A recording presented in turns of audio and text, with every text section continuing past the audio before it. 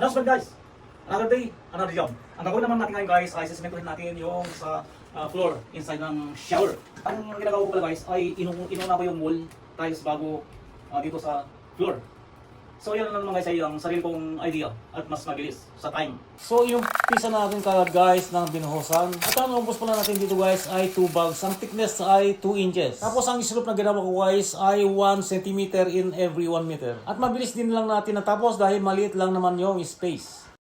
Ang next na gagawin natin naman ay yung floor ng shower. Pero iba yung gagawin natin guys. Ang gagamitin kasi natin yung mga tiles na flat. So ganito ang ginawa ko. Gumawa ko ng parang pinaplikit ko sa pagka nakat sa kadalahin natin doon sa i-install. Kasi dito natin dadalhin, ito pagka natapos nakat, dito natin dadalhin dito sa kasi mahirap putulin na isa-isa. So kaya gumawa ko ng parang jig o kaya pattern. Tapos dito natin dadalhin install ito.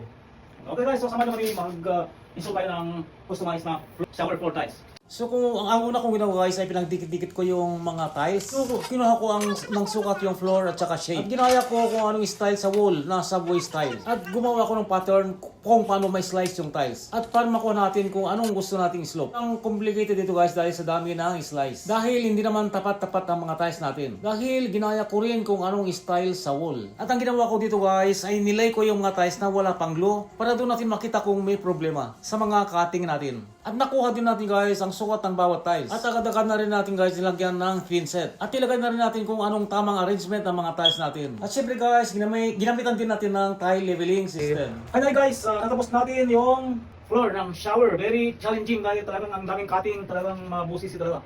Dahil kailangan per piece na i-install mo.